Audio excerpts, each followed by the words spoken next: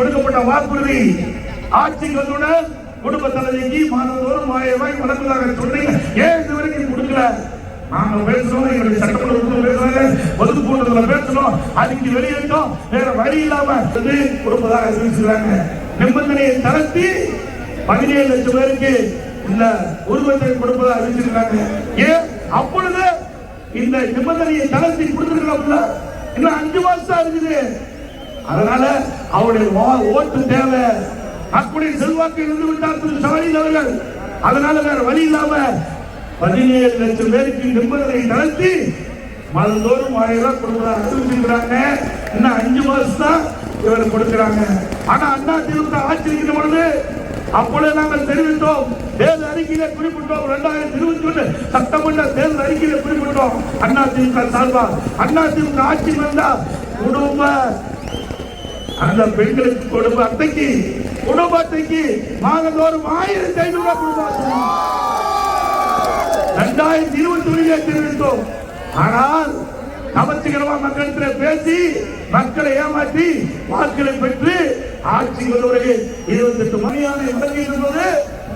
பல 100 கோடி ரூபாய் ஊழல் செய்தாங்க. அதோட அந்த டிபார்ட்மெண்ட்ல பல ஊழல் நடைபெற்றதாக இடி கண்டுபிடிக்கப்பட்டு அரசாங்கத்துக்கு அறிவிச்சிருக்குது.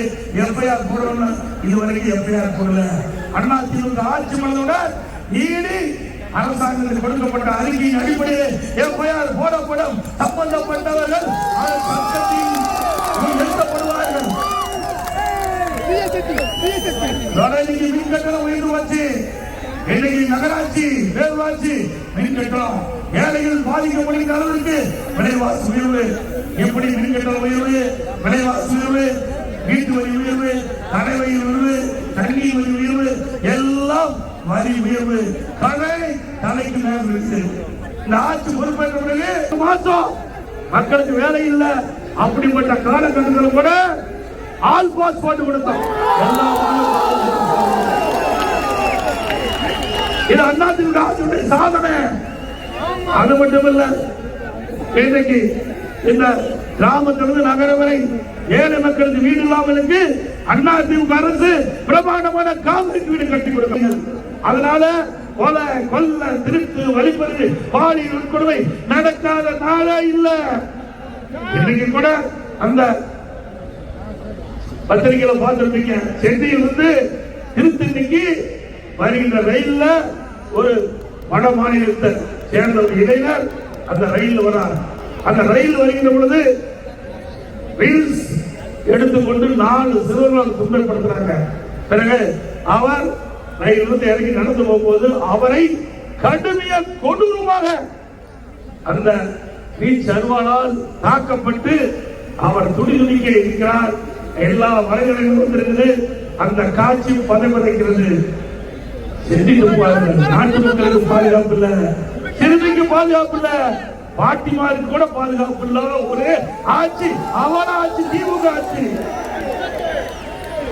இன்றைக்கு திராவிட முன்னேற்ற கழகத்தை சேர்ந்த பெரும்பாலானவர் தான் இந்த போதை விற்பனைக்கு துணை நிற்பதாக இன்னைக்கு பரவலாக பேசப்படுகிறது. திரு ஸ்டாலின் அவர்களே, உங்களுடைய ஆட்சி வந்த பிறகு ஓராண்டிலே நாங்கள் எச்சரிக்கை கொடுத்தோம், சட்டமன்றத்திலே பேசினோம், தொலைக்காட்சி வாயிலாக பேட்டி கொடுத்தோம். அறிக்கையின் செல்வம் நம்முடைய குழந்தைகள் தான், நம்முடைய குழந்தைகள் தான் நம்முடைய செல்வம். அந்த செல்வம் இந்த ஆட்சியிலே அழியக்குறையிலே ஏற்பட்டு விட்டது. சிந்திச்சு பாருங்க. திருநெல்வேலியில ஒரு பள்ளிக்கூடத்துல 9ஆம் வகுப்பு படிக்கின்ற மாணவி சரக்கு சாப்பிடுறாங்க. 9ஆம் வகுப்பு மாணவி எல்லா தொலைக்காட்சியிலையும் பார்த்திருப்பீங்க. இன்றைக்கு மது அருந்துறாங்க. எவ்வளவு கேவலம்! 9ஆம் வகுப்பு படிக்கின்ற மாணவிகள் அந்த மது அருந்துறாங்க சொன்னா இந்த ஆட்சியில எப்படி சட்டம் ஒழுங்கு இருக்கின்றது என்பதை எண்ணி பார்க்கிறார். திரு ஸ்டாலின் அவர்களே, இந்த கிராம சொந்த மனைவி 100 நாள் வேலை திட்டம் உங்களுடைய தேர்தல் அறிக்கையில 150 நாள் உயர்த்தப்படுறீங்க. உயர்த்துறாங்களா? இன்னைக்கு அண்ணா திமுக அது பொறுத்துக்கொள்ள முடியாத திரு ஸ்டாலின் அவர்கள் இந்த திட்டம் ரத்து செய்யப்படும் என்ற ஒரு பொய்யான அவதூறு செய்தி பரப்பி வருகிறார். திரு ஸ்டாலின் அவர்களே, உங்களால் 100 நாள் வேலை திட்டத்திற்கு பணிபுரியவர்களுக்கு 150 நாள் உயர்த்த முடியவில்லை. அதற்கு பிறகு இன்ப நிதியை புகுத்த பார்க்கிறார்கள். இப்படி வாரிசு அரசின் தேவையா? அடுத்த ஆண்டு நடைபெறுகின்ற சட்டமன்ற பொதுத் தேர்தலில் குடும்ப ஆட்சிக்கு வாரிசு அரசிற்கு முற்றுப்புள்ளி வைப்பீர்களா? இது என்ன மன்னர் பரம்பரையா? கருணாநிதி குடும்பம் ஏன் மற்றவர்கள் ஆளக்கூடாதா? இங்க இருக்கின்றவர்கள் யார் வேணாலும் நாட்டை ஆளக்கூடிய தகுதி படைத்தவர்கள். ஒரு குடும்பம் வாழ 8 அதோட இந்த பகுதியில் 4000 நகரத்தில் இருக்கின்ற 4000 குடும்பங்களுக்கு பட்டா இல்லை என்று குறிப்பிட்டார்கள். அதிமுக ஆட்சி மன்றத்துடனே அந்த புறம்போக்கு ரசிக்கின்ற அந்த மக்களுக்கு 4000 குடும்பங்களுக்கு பட்டா வழங்கப்படும்.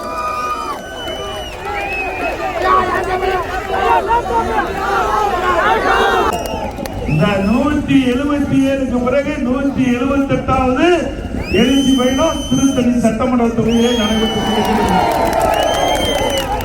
இங்கதான் அதிக அளவு மக்கள்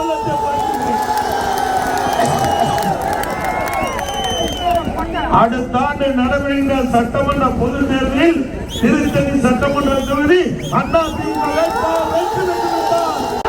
தமிழகத்தை மக்களை தமிழகத்தை ஸ்டாலின் பெயர்மான அரசு ஸ்டாலின் நன்றி மக்களுக்கு கைப்பொங்கல் நல்வாழ்த்துக்கள்.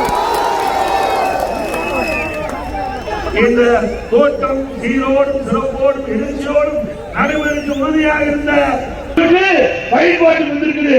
திமுக ஆட்சியில் போடப்பட்ட குடிநீர் ஒப்பந்தம் இன்னும் நடைமுறைக்கு வரல. அதிமுக ஆட்சியில் போடப்பட்ட குடிநீர் ஒப்பந்தம் இன்னைக்கு செயல்பாட்டுக்கு வந்து பல லட்சம் இளைஞருக்கு வேலைவாய்ப்பு கிடைக்கின்ற சூழ்நிலையை நாங்கள் உருவாக்கி தந்திருக்கின்ற நேரத்தில் தெரிவித்து